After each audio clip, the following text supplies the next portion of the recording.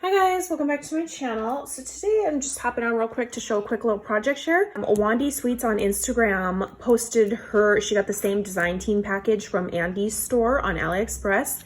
And when I showed this die, I originally was like, I want to make a sequins mix and stick it in here. And the piece that you cut, the box with, I was like, okay, yeah, I'm going to cut a box. And I was thinking paper. I didn't even think twice to use this to cut acetate. I mean, it's not going to cut all the way through acetate. You'll probably have to use your scissors to trim it and stuff. But to make an acetate box, well, I'm not in town, so I don't have acetate on me. But I did have literally a piece of scrap vellum that barely fit in the size of this for the box part, the compartment part. So look at how cute. You can see it in there. It's a sequins mix. Those are all my Cartwright sequins. It's kind of like my catch-all mix from me emptying all the sequins into little containers to organize them. But anyway, that's what's in there. And then the back side, I did just go ahead and cut this out with 60-pound cardstock. I would recommend 110 because you can see it's a little bit flimsy kind of versus if you used a thicker cardstock.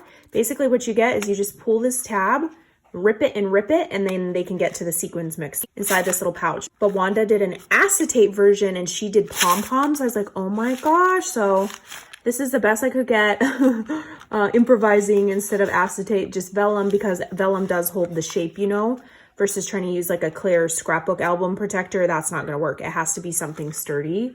And then up here, I just layered, I think this might be my favorite ephemera piece because it's just small enough and it's a word and you can layer it on colorful paper. From the Sweet Story collection. I love these little butterflies. So I used the little acetate kind of in the corner, not to block the sequins mix too much. The little butterflies on there. And then I used the Lucky Us little foam hearts. They're so cute right there.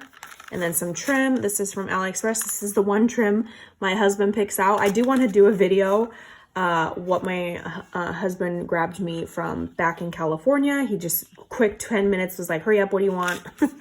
So yeah, this is what I made. And I think it's super cute. So this die comes with this layering piece right here, which is this glittered chunky teal paper.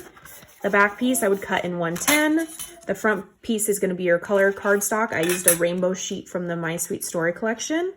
And then it comes with, oh, where is it? It comes with this die right here that cuts it like a little scalloped topper part for the tag.